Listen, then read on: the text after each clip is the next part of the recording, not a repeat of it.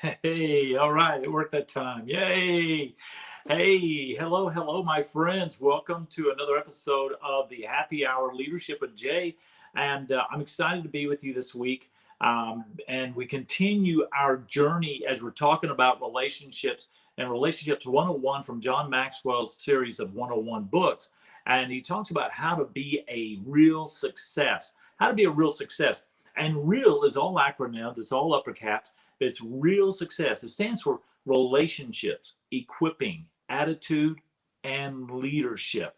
And we're going to be talking about all that right here, right now, live with you in front of me. So I'm watching the monitor here on my front here and checking it out. It's really cool how we can do. They have text on the bottom of it now, so if you have the volume down, you can still read it. So if you need to do it in private or something, we'll get you earbuds, but right on, it's all cool. So welcome once again. I'm Jay Goff. I'm your host for this every week. Thursday, we will do this at 6:30 Central Time, 7:30 Eastern Time. It is definitely leadership lessons for you from John Maxwell's book. And so we're really excited about that. And if you would,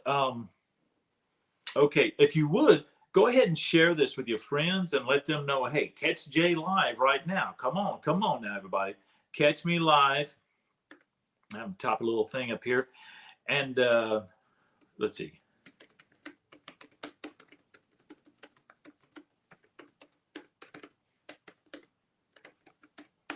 Okay. So we're going to jump right in on the lesson. Let's get started. Last week we talked about the first part of relationships, building relationship, part one, and we covered a lot of things last week. We really did. So I'm going to try my best to get through here and not be as much time on here with you, because I know especially tonight, some of you are probably going to want to watch a football game. I'm just saying, football starting tonight, and my team happens to be playing tonight, and I don't know if you can tell who that team may be over there. Okay, don't be hating. Don't sign off just yet. Okay, so last week talked about the nature of relationships. Well, why are relationships important to success? We talked about the 5 characteristics of a solid relationship. We broke that down. Recap on that, and then then we went into why we fail to understand people, understanding them. Remember, seeking to understand before being understood. So just doing a quick recap. Things everybody needs to understand about people. The things we need to understand, that everybody wants to be somebody. Matter of fact, remember, I think I did a little song ditty for you. Nobody cares how much you know until they know how much you care, and it goes on. Everybody needs somebody. Then everybody can be somebody when somebody believes and understands them. And anybody who helps somebody influences a lot of bodies. So we covered that last week. And now we're going to jump into part 2. Okay? Part 2, if you will. All right. So the building blocks of relationships. How can I encourage others? How can I encourage others? Everybody wants encouragement. Everybody wants to know they're doing a good job. Everybody wants to know that they're even recognized, or at least even putting in the effort, right? How can I encourage people? So believing in people before they have proven themselves is the key to motivating people to reach their potential. I'll say that again. Believing in people before they have proven themselves is the key to motivating people to reach their potential.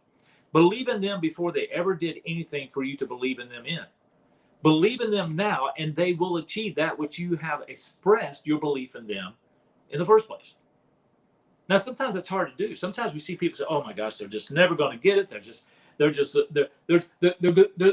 to fail all the time. They're just going to fail all the time. They just can't get anything right." No. Listen. If you're here tonight and you're watching the video later on YouTube, I know this about you. You're only watching this because you want to grow as a leader, and you think Jay Goff might have something I can learn from. Jay Goff might have something I can glean from. Okay, you're here because you want to grow and become a better leader. So you're not that person to look somebody and you give up on them. No, no, no, no, not you. Not you. No, what you do is you look at somebody and say, what is their potential? What is their potential? You know, sometimes we're fitting square holes or square pegs in round holes. Sometimes we need to realize, you know, maybe I'm pushing this person in the wrong place. Everybody has potential to be successful. Everybody has a potential to be incredibly successful and reach a level of excellence. What they need is somebody to believe in them, to believe in them. And that's what we do as influencers. Most people do not have faith in themselves. Most people do not have faith. Hey, I'm that way. I was that way most of my life. I finally had to believe in somebody else's belief in me before I could ever believe in myself. Why? Because I kept buying into the disbelief of others in myself. I bought into that. When people don't believe in you, when enough people don't believe in you, you're going to buy into that. That's going to become your belief system. People say, well, you're not good enough. Well, I believe I'm not good enough. People say, you'll never be successful. Oh, I believe I'm just always going to be average. That's what we have. Now, here's what I know. God created all of us for excellence. God created us for abundance. He created us for a purpose. And that purpose does not land or does not sit well in the land of average. No. Average is a naughty, naughty word, as my good friend Chris would say. Okay? We don't do average. We do excellent. We don't do perfect. There is no such thing. According to the wonderful world of Jay, there is no such thing as perfect. There is perfecting. That's a process. There is perfection. That's a description. But there is no perfect, a destination. You got that? Perfecting is a process. Perfection is a description. And perfect is a destination that we cannot reach, and we should not expect others to reach perfect. But we do want to encourage people to strive for perfection. That's a process. And excellence, striving for excellence in all that we do. So most people don't have faith in themselves. The reality is that difficulties seldom defeat people. The lack of faith in themselves usually is what does it. It's not the difficulty of the task and the project and the goal that defeat people. It's the lack in their faith in themselves to be able to do that. And faith itself is something that, one, we instill in ourselves, but it's also influenced by others. I'm sure that there's many of you right now that can say, I didn't believe in myself. I didn't have faith in me for the longest time. And if you think about it, think about the people that were around you. Were they encouragers or discouragers? Did they build you up or tear you down? Were they constructors or deconstructors? Were they positive or negative? Did they, what kind of people did you have around you? Growing up as a child, I had nothing but people saying I was never going to succeed. I was worthless. I was never going to be good. I was never going to be better. I was never going to be a good husband, father, leader. I was not going to be anything worthwhile. I heard that. And I believed that for many, many years. And what happens is, if you believe that, not only did you have people tell you that, now you're going to attract other people who's going to compound that belief in you. It's called confirmation bias. We attract not what we want, we attract who we are. And if who I am is a person who doesn't believe in myself, guess what I'm going to surround myself with? People who don't believe in themselves either. Misery loves company? You bet. People who don't have faith in themselves and their abilities, they believe more in their limitations than they do in their limitless potential. You bet. You're going to get those kind of people. And it's only going to compound. And you're going to feed in these. You say, yep, that's right. I didn't make it. Nope. You say, yeah. I wasn't going to make it. I wasn't going to be successful. Yep, I'm right. Because I didn't. You didn't because you didn't believe in yourself. So what is one limiting belief in yourself and in your abilities that you have? What's one thing that you believe you cannot do? You cannot do. And I would add a word in there. What is one belief of what is an unreasonable belief you have about yourself that you cannot accomplish? Unreasonable. Most disbeliefs we have in ourselves are unreasonable. They're unwarranted. There is no evidence, no proof that we can't. We are far more capable than to do the things we desire and aspire to achieve than we give ourselves credit for. I want you to think about that one limiting belief that you have about yourself. And I want you to write that belief down. And I want you on a piece of paper say, I cannot do. Then you write it down. And then what I want you to do is I want to go back up and I want you to line through the word not, where it will say, I can do. Whatever that was. You see, when you change your thinking, okay, I love what Wayne Dyer says. When you change the way you look at things, the things you look at begin to change. Well, if you change the words going into your mind, you change the way you believe about the words. It's a powerful thing. It's something we can all do. It's something we all should do when we have that moment of self-doubt, when we have those limiting beliefs about ourselves and our ability, those fears. Write those down.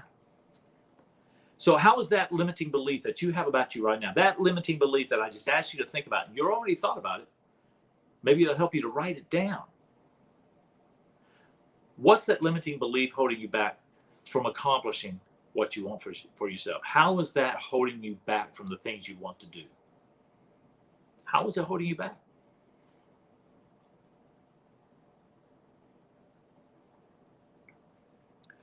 Most people do not have somebody to have faith in them.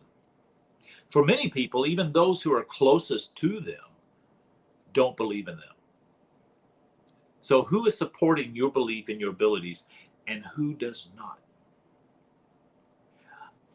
In the future, I'm going to do a program, and you heard me talk about it last week if you were with me. If not, go back into YouTube, find this, Happy Hour Leadership with Jay on YouTube. Subscribe, go back and listen to that. But you'll hear me say this many times because I really am a firm believer that we are a culmination of the people that we surround ourselves with, okay? And there's other things that do that. But one of the things is the influence of people. And I'm going to talk about the spheres of influence, the channels of influence, the legacy of influence. Who do you have in your inner circle? You see, the inner circle are people who believe in you and your future.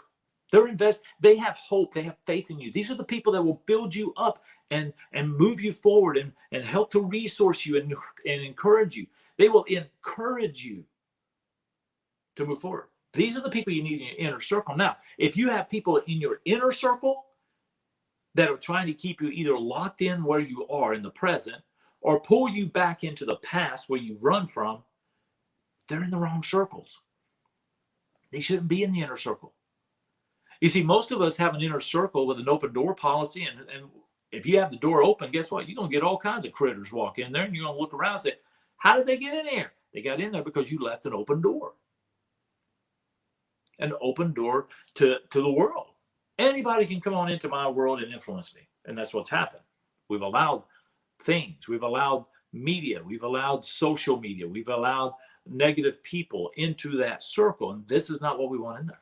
So guess what? You may have invited them unintentionally, but now you can also evict them intentionally. You can evict these people from your inner circle with intentionality because you got to have a game plan. Say, you guys aren't interested in my future. You want to keep me here and you want to keep me in the past. No. Bye-bye. Got to go. See you later. Bye. Been nice knowing you. The outer circle are the people that, they're investing in your present. These are people you work with every day. They don't care really about your future, and promotion and progressing and going on and advancing. They want to make sure you stay right where you are. Because see, if you move forward, that means they're failing. And then there's people that want to keep reminding you of your past, of the things you made mistakes, or maybe take you back and say, you remember when you made this really terrible mistake? Yeah, that didn't work either, right? What makes you think this is going to work? You remember when you said you wanted to do this in the past and you never really did that? What makes you think you're going to do this? You see, these are the people, the naysayers, that want to hold you back. You've got to have people believe in you. And we're going to talk more about that in the future on additional additional presentation as well. All right, so who is supporting you in your beliefs and who does not, in your abilities rather, not your beliefs, but supports your belief in your abilities. Most people can tell when someone else has faith in them. You know it. You know it. Matter of fact, there's four chemicals that affect our body and our behaviors. Okay, four chemicals, and one of them, I believe it's oxytocin. I believe it's oxytocin, is the one that when people believe in us, it gives us that energy. It gives us that boost. I got to go back and look at that, but it gives us that boost of energy. It gives us that, excitement. It's that excitement you have when you get around somebody you know that cares about you, right? Most people can tell when someone has faith in them. Truly having faith in someone can change a life. They can change a life. If you are a leader right now, who is it that you need to show more faith in? That you might have said, they're a lost cause. I'm wiping my hands of them. I was on an amazing call today with some friends on a clubhouse conversation. We were talking about influence. Well, actually, they're going through the book, and everyone communicates if you connect. Another one of the John Maxwell things, which I will be teaching on in the future. But we talk about those people who have faith in us, to making that connection. You got to make the connection with the right people. You got to ensure that you're connecting with the right people. Your goal is not to get people to think more highly of you. It's to get them to think more highly of themselves. As an influencer, as a leader, your goal is not to get your people to put you up on a pedestal and think so highly of you. I can promise you this. If your goal is to get people to think highly of you, you want all the praise and affirmation, they are doing anything but that. I can promise you that. If your goal is to get the praises of the people, you're not getting it. What you're getting is a lot of water cooler conversation gossips and a lot less support and no commitments, only compliance to what it is you have to get them. They're looking at you and laughing at you. If your goal is to be the popular one in the office, the popular leader, the popular boss, the popular manager, the popular supervisor, CEO, COO, LMNOP, they're going to laugh at you. They're going to laugh at you. Katrina, real quick, says, our thoughts form our beliefs. We can guide our thoughts or allow our thoughts to guide us. So true. Who's in control? Who's guiding? Who's leading? Very good. Very good. All right. So, do you believe in your people? Who sees more in you than you see in yourself? I had to find people like that for my own life. I found people that believed in me more than I believed in myself. I have, my mentor, my friend, somebody I admire greatly, but his name is Jeru, believed in me. I had a seat at the table by invitation at an event. And I walked in and I'm thinking, why am I here?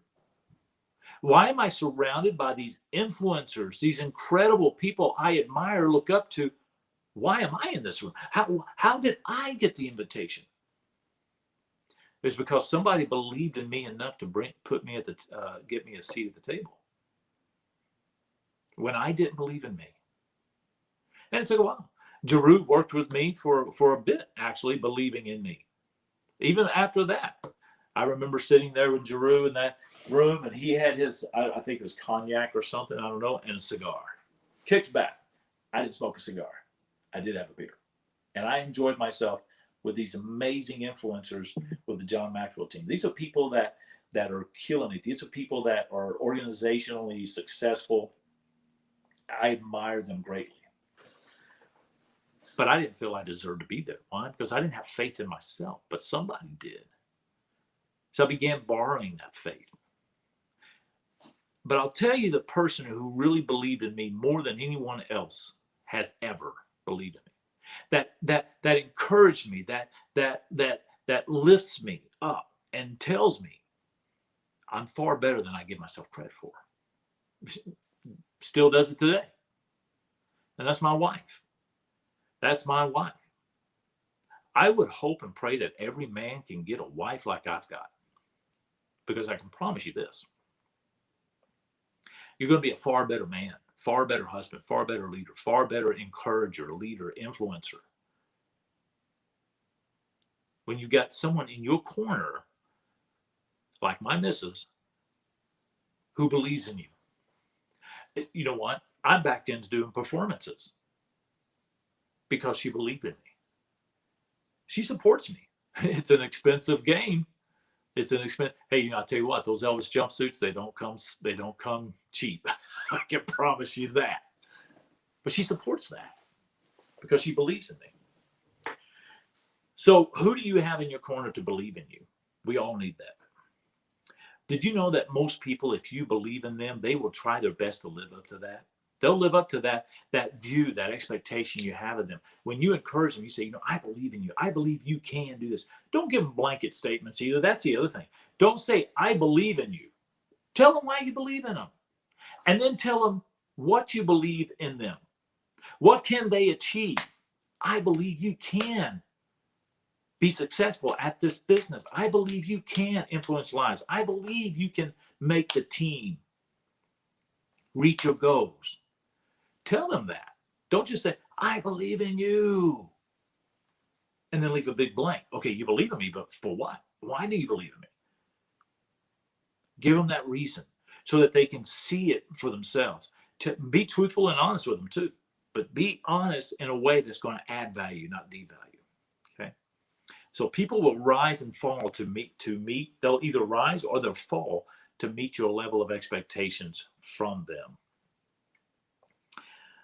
Ralph Waldo Emerson, he said that treat a man as he is, and he will remain as he is. Treat a man as he could be, and he will become what he should be. Great. I'm going to say that again for you. And I want you to look it up, and I want you to write that out somewhere. It was by Ralph Waldo Emerson.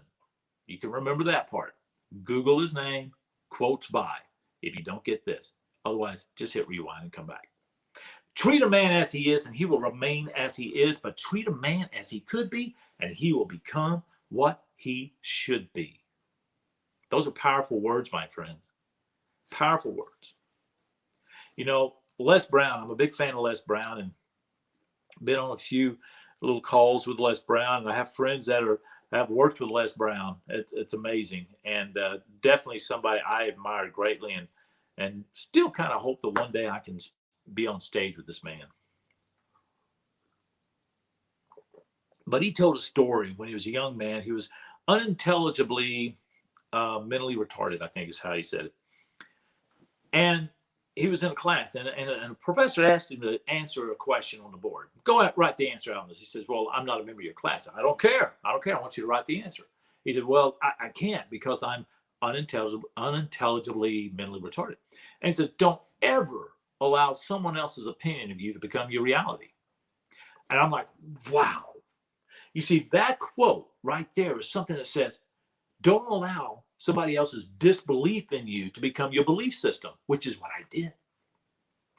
And when I heard Les say that years ago, it was like a switch went off in my mind. It was like a light switch, bing, popped on. And it made me really think. I have allowed other people's opinions of me to become my reality, and I lived that reality. And therefore, I was attracting the same kind of people who only compounded that reality. If I was to get a tattoo, I've always said there's only 2 tattoos I would probably, maybe three. One would be Jeremiah 29:11. For God knows the plans he has for you.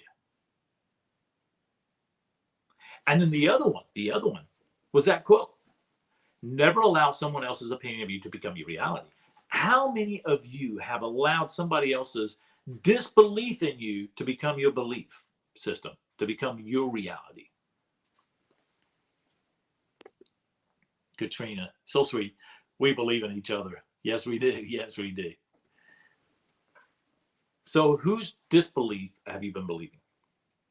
How do you express your belief in the ability of others to succeed? That's something to think about. In a leadership perspective, as an influencer, whether you're in a position of leadership, of authority, or you're just a leader by influence, how do you express your belief in the ability of others to succeed? Good question. What are you doing? You know, I always talk about react every time you come to one of my classes, one of my trainings, receive, expect, apply, change, and teach. What are some things you can do that you need to change to be an influencer for other people, to express your belief in them? Okay. Those who believe in our ability do more than stimulate us. They create for us an atmosphere in which it becomes easier to succeed. The disbelief is like trying to drive a bicycle through a mud pit. You know you want to go somewhere, but the disbelief is holding you back, and you may struggle and push, but you're not going to get through there. It's going to wear you out. That's what disbelief is. But the belief of other people, well, that's like riding a bicycle, and somebody throws a great big old 6 by 12 foot plank on over that mud pit and says, "I believe in you. Here you go." Boom. It makes it a lot easier. You move forward. So 7 principles that you need to learn in order to be better. And so I want you to think about these 7. And which one of these 7s do you think you need to be better at? Be better at. The first one, and it all is the acronym of BELIEVE. So if you're writing right now, write the word believe, but write it down. Believe in others. Okay. The first one is B, believe. Believe in them before they succeed. We mentioned that at the very beginning in that quote. Remember that quote? It said believing in people before they have proven themselves is the key to motivating people to reach their potential. So the first B is believe in them before they succeed. Not afterwards, not after the fact, but beforehand. Their chance of success is even greater. The E, emphasize their strength. Identify their strengths, know what their strengths are, and then emphasize that. In fact, I would say elaborate and emphasize on that. Okay? Let them know you recognize what their strengths are. L, list their past successes. Not the past failures, the past successes. Sometimes we got to remember that we did win in the past. We have accomplished and achieved in the past. Sometimes that's the motivator that gets us moving forward.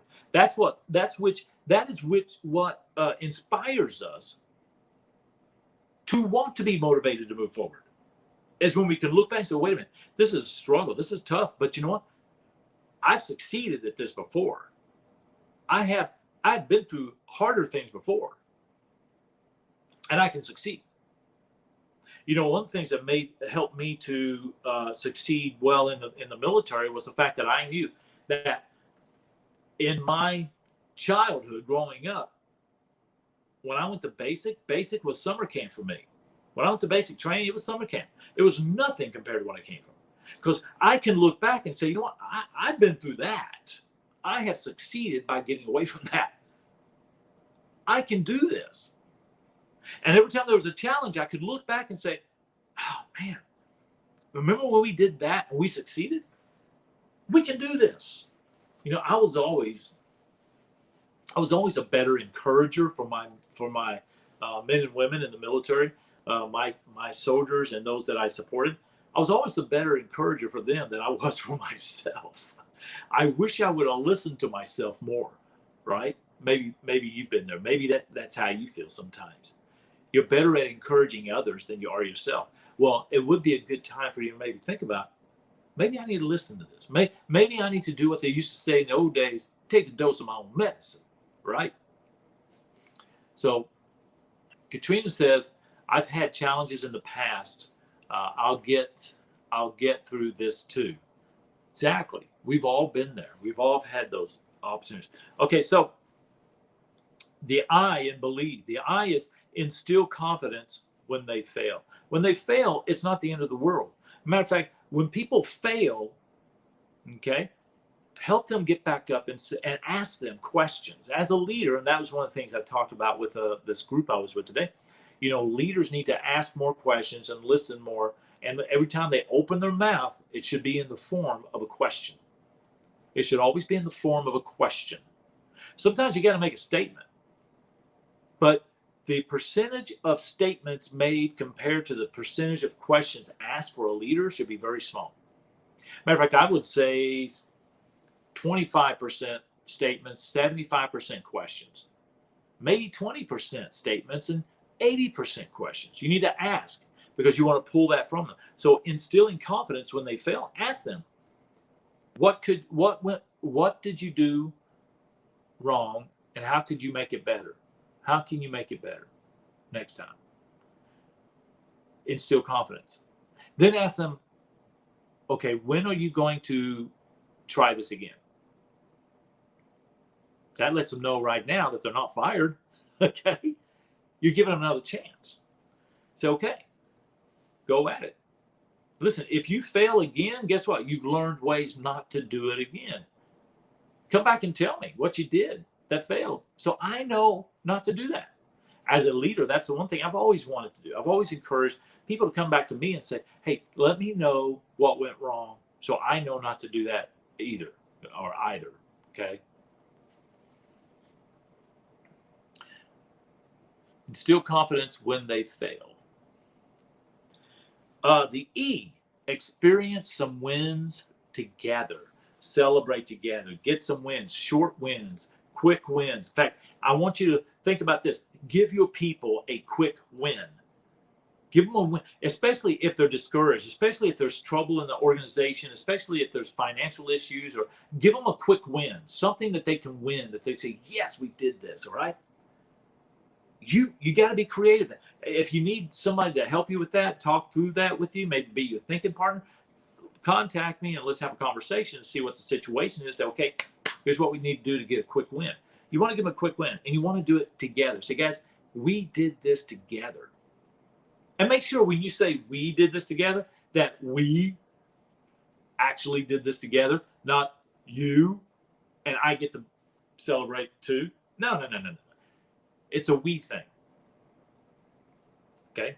Just because you're in office doesn't mean your butt needs to be planted in there all the time. Matter of fact, you should have more dust on that seat instead of on the floors and the shelves.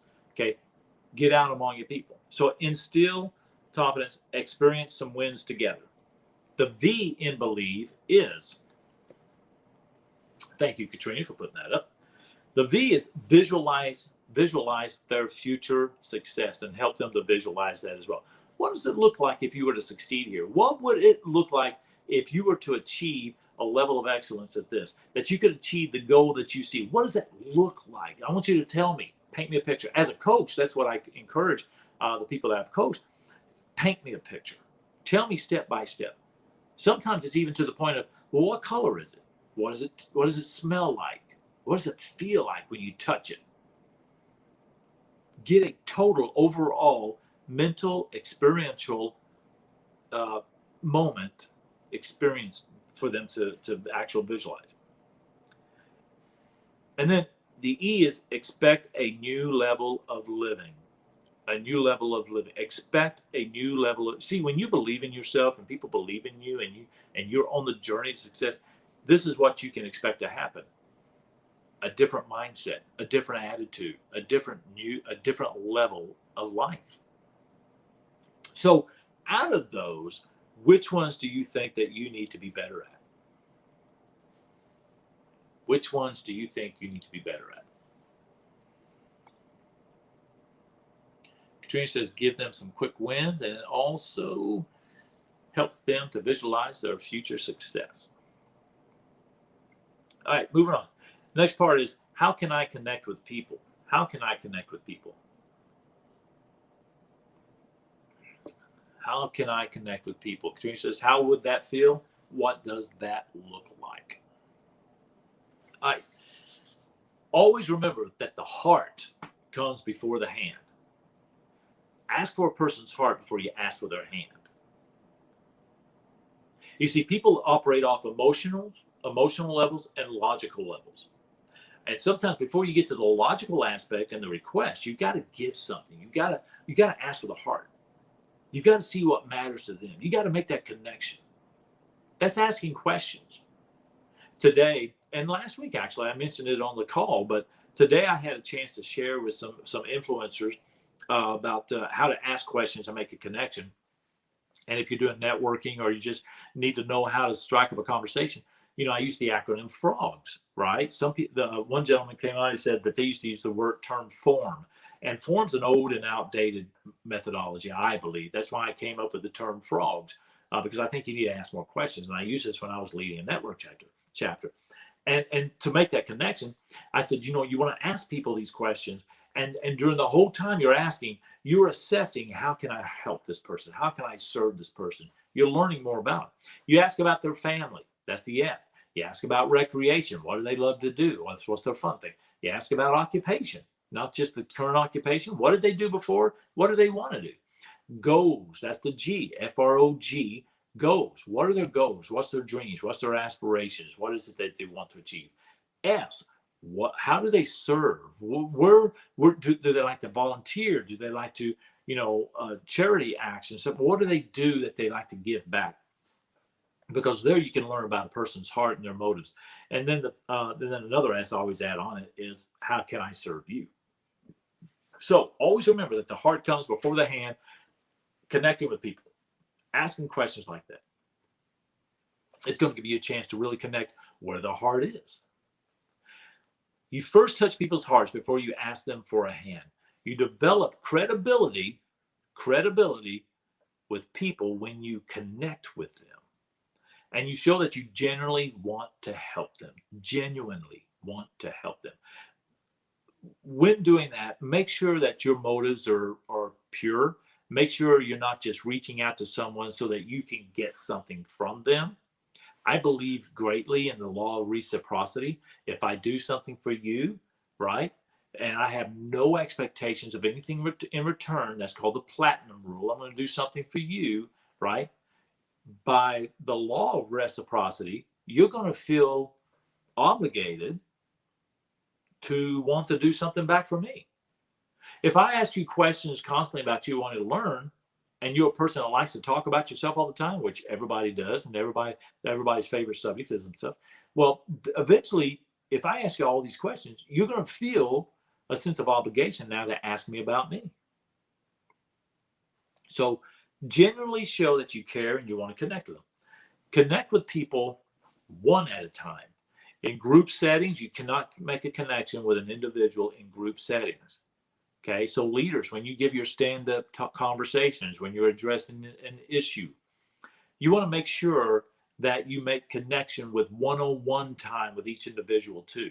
Now, sometimes you got to get information out to everybody, that's fine. But when you want to make a connection, when you want to learn more about somebody, when you want to be able to encourage and support them, even if it comes to a point where you need to discipline people, do it on a one-on-one basis. And there's a lot of things and questions that I've got another program where I'm going to help people understand when you have that moment where you really got to call somebody in the office. What's that look like? What does that look like? Okay. Put a 10 on everybody's neck. I just looked at the word connect and I necked. But that sounded like neck. But put a 10 on everybody's head, on their head. Okay. Put a big 10 up there.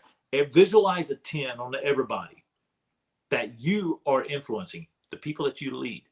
Now, Katrina mentioned this last week, actually. She posted that, she puts a 10 on everybody's head. Now, as an influencer or leader, and we talked about this too last week, we have to deserve that 10. We have to work up to that 10. We're starting off on a level 1 with everybody, but we have to give everybody an unwarranted 10. We don't know if they deserve that 10, but we're going to give that 10 to them anyway. Why? Because we're helping to build trust. We're giving them an opportunity to see that we do trust them, we believe in them, and we're here to support them.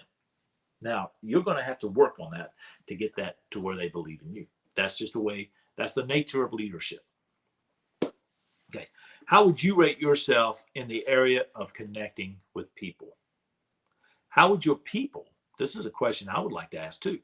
So how would you rate yourself in connecting? But let's get out of our own heads and let's try to see what life looks like on the other side of us. How do you think your people would rate you when it came to your ability to connect? You know, everyone communicates, but few connect. That's one of John's books, and that's one of the things I'll be teaching on in the future in these videos. But that is a big thing. Do you have the ability to connect? You may be able to communicate, but are you connecting? Now, communication is very important. How you communicate is very important. We're going to talk about that. But connecting is just as important. And if you want to make a good connection with people, you've got to learn how to make good conversation. You got to know how to communicate effectively. And if you make a good connection, it's going to give you an opportunity to communicate more. So you got to have both. You got to have both. So what can you do? What could you be doing better? All right, moving into the next part. How can I become a better listener? Everybody knows that good leadership or good leaders are good listeners. Okay, I said earlier, 80% asking questions, 20% making statements. That 80%, you need to ask a question, one question. Wait for the person's answer. Listen to them. Ask the next question based upon the answers they give. This is coaching 101.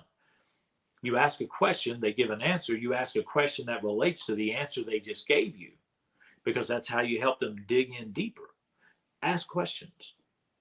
Listen to everything they say. Listen to every emotion. Listen to every pause. Listen to when they're energetic or when this feels like the air just came out of them. Listen for those things. You see, you got to be not just listen to what they're saying, but there's a lot of things you got to learn as a leader when you fully understand the importance of listening. It's more than just hearing the words. You got to listen to the way they're saying the words. You got to listen to the words that they are actually saying. Where's the emphasis? What words are they leaving out?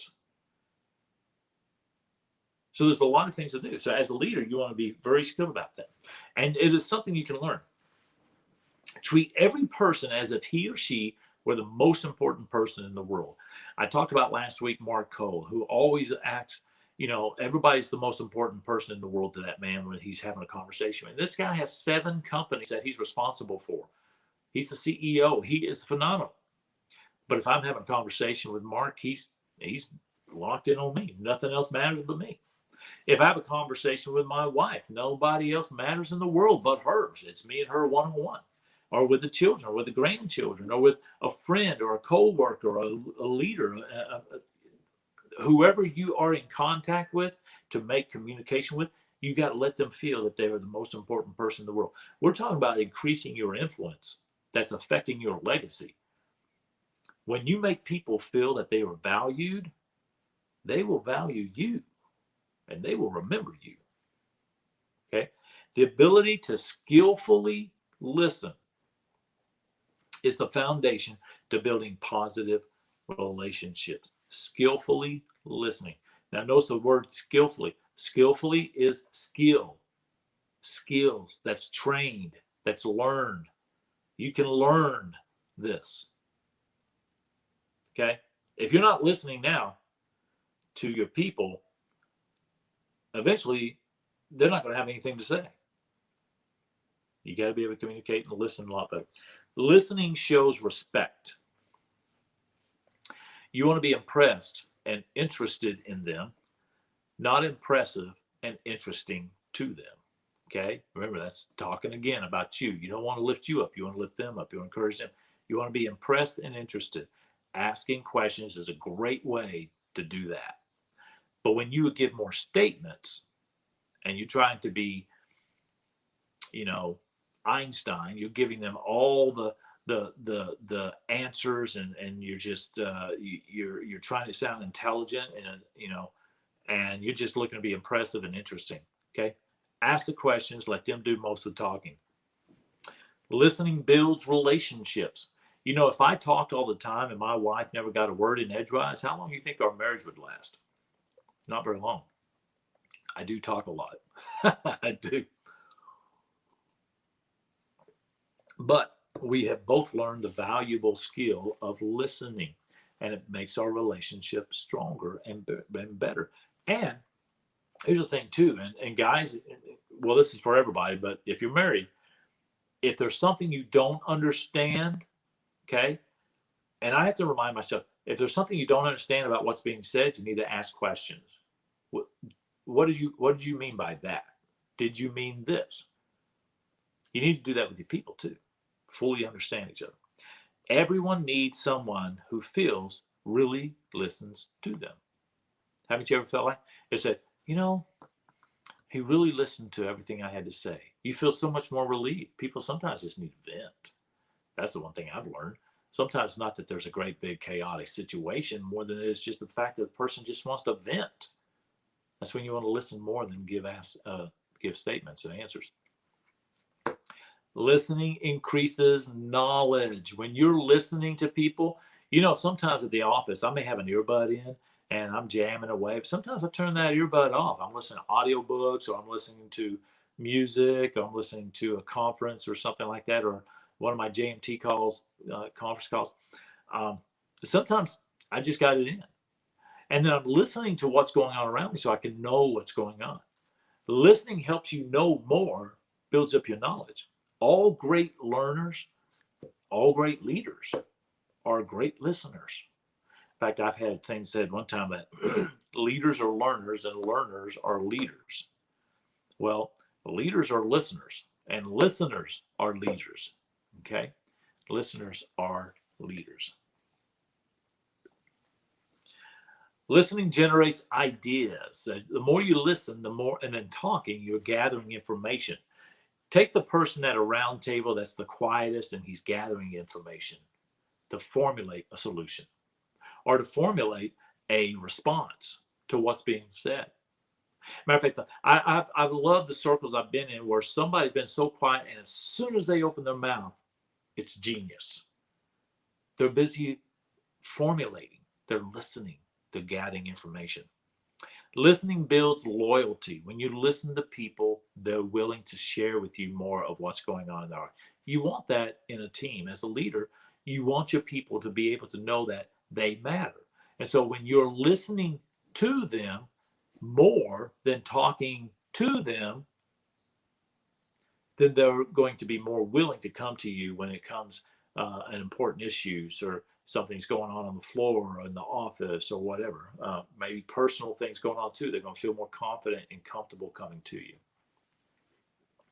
Listening also for what is not being said. Absolutely. And I kind of touched on that earlier. But sometimes it's not just the words that's being said, but it's the words that are not being said. And we look at emotions, we look at body language, we look at pauses, we look at, or is there a heavy sigh? Is there a point of excitement, a level of anxiety? These are things, telltale signs of what's going on. So it's not always just the words, but it's everything else going on. And as a leader, you want to learn how to really make that connection and communication. And those are things I can help you with, and we can talk about that. So good point, Katrina. Very good. All right. Listening is a great way to help others and yourself. What do you find the most challenging about listening to others? What do you find the most challenging about listening to others? Go ahead and type your answer in there. We'll feed off of that. What is the most challenging thing about listening to others? I know for me, sometimes I sometimes feel, especially if it's a touchy topic, I sometimes feel I need to insert my opinions. Sometimes I feel like I need to be not only understood, but affirmed. And so sometimes that can get in the way of fully listening to what somebody else has to say. So that's kind of where I'm at. Katrina says, challenge is being present. And that's true. Sometimes distractions happen. Sometimes our minds are on something else, not just what's physically around us, but sometimes in our mind, we're thinking of something else. So being fully present in the moment, that's a challenge for many people because we're all so busy and we've got so much going on. We're thinking about the other things we need to do. Okay, so be present in the moment. So very good, very good. How often do you feel the need to jump in with your own story, right? That's a big one. That is a big one. Today we mentioned that. My friend Joyce McMurray, she calls it there are adders and there's plussers. There's people that add to the conversation, and then there's people that want to plus up the conversation, right? In other words, if you say you've got a problem, they got to plus up you. They got to have a bigger problem, right? If you're successful, they got to plus up your success. Say, oh, I did this week. Now, I've known people like that. In fact, I've lost a dear friend over that. But then we call it also what I call it, and what another young lady, her name was Candy, called it too. I call it one-upping. Sometimes we one-up people. Sometimes we feel like we need to jump in and share our own story. And when you're doing that, you've already formulated what you wanted to say, which means when they were talking and you were quiet, you weren't listening, you were formulating and preparing your response. You want to say something. You want to tag on to what they say. Now, we want conversations to tag on each other. Absolutely. It's all relative. But if your conversation is to overshadow, if your motivation is to overshadow what they had to share with your experience, then what you're doing is you're robbing that person of the moment that they had to celebrate. And they invited you into their life to celebrate it with by telling you what's going on. So don't rob them of that, and don't rob yourself of the opportunity of developing a great relationship.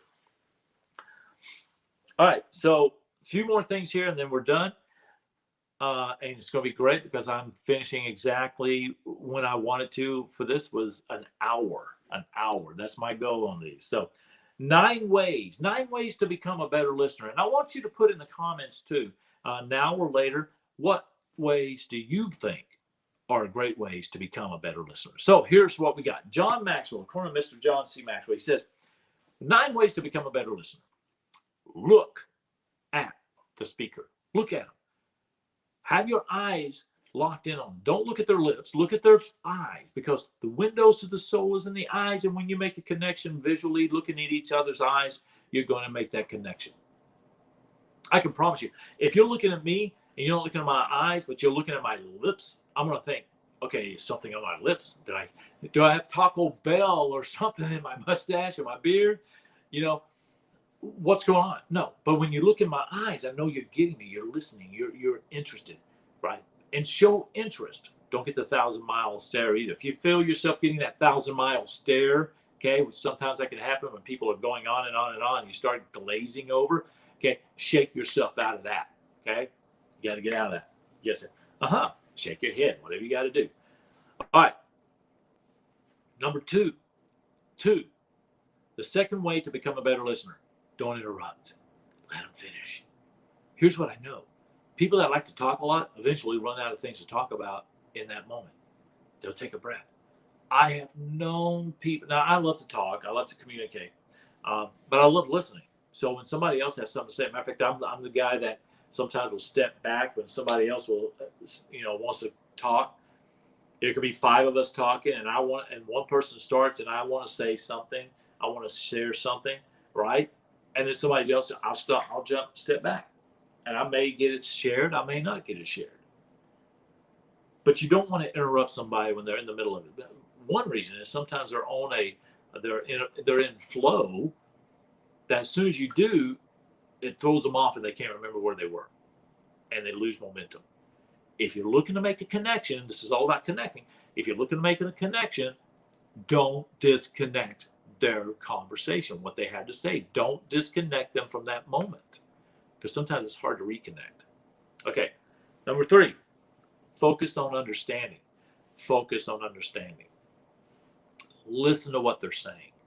Listen to what they're saying, everything they're saying. Try to understand what they're trying to say, okay? Number 4, determine the need at the moment. If somebody is sharing with you, what's going on here? What does this person need from me? How can I serve them? Remember, I talked about frogs, and as you're talking about all those things, the acronym in frogs, and they're sharing with you, listen, don't interrupt, try to understand what they're saying, and then determine whatever they need at that moment. That's how I can serve them. Check your emotions. I tell this to leaders all the time. If you're about to counsel somebody for a disciplinary action, okay, check your emotions at the door. Before you call them in, the emotions have got to be gone. If somebody approaches you and they're very emotional, You got to check your emotions. Do not try to match somebody's emotion with emotion. Somebody's frustration with more frustration. Somebody's sadness with more sadness. Be empathetic, okay? But don't get pathetic in your responses. So you got to keep your emotion in check. As a leader, you need to be the person who guides the conversation. That means sometimes not just the discussion, but the way, the attitude, the emotions in the conversation. You've got to guide that. You're the ship here, okay? So don't match them with your emotions. Check your emotions. Number 6, suspend all judgment. Don't judge somebody till you know you have all the answers. But how many times do we do that? How many times do we judge somebody based upon an immediate conversation, immediate word, immediate sight, something visually? We judge it immediately. And we don't know the full story. Somebody shows up late. A team member that's showing up late today. Well, they showed up late yesterday and the week before. But before that, they were stellar. They were good to go. They were always on time, many times early, and left late. They wanted to finish up what they were doing. You got to make these observations as a leader. So don't judge them. Find out what's going on. Find out what's going on. If a person's running late, there's probably a really good reason for that. Now, some people are just naturally lazy. Some people are just irresponsible. They're late every day, which means they don't know. If you're 5 minutes late every day, then maybe you need to leave your home 5 minutes earlier. And if you don't have time to get everything you need to get done before leaving the house, then get up 5 minutes earlier. So there's things you can do to go back. But don't judge them because you don't know what's going on in somebody else's life. You haven't walked in their shoes. So suspend your judgment.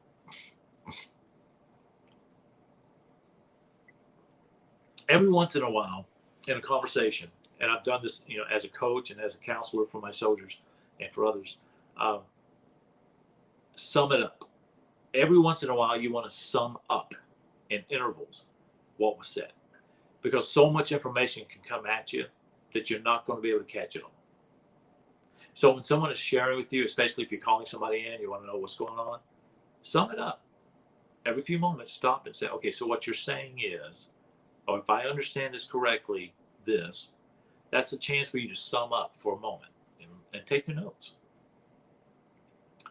And then say, go ahead. I mean, if you've ever been to a therapist, they do that. They sum it up periodically because they're looking for things, telltale signs, and there's so much information coming in. They want to make sure to catch it all. So they have to stop you to sum it up. Okay. Number 8, ask questions for clarity. So what you're saying is, or if I understand, I kind of just talked about that when summing up, but you want to ask for clarity. You want to make sure you understand everything that they're saying, okay? Because it can get lost in translation many times, and I don't have an example in my head, but we all have experienced where what somebody said was not what they meant, but we interpreted it in such a way that it could be offensive to us, and that's not what I meant. I'm sorry, I chose the wrong words, right? We don't know. I don't really believe that people cause harm for the sake of causing harm. Sometimes harm is caused out of a misunderstanding, lack of communication, lack of connection. And then number 9, always make listening a priority. As a coach, I learned this from John Maxwell, actually. I learned a lot from John Maxwell. As a coach, if I'm going to be speaking to somebody and I'm taking notes, on my tablet, in the upper right corner, I write an L. An L. Sound like a nail. I write the letter L.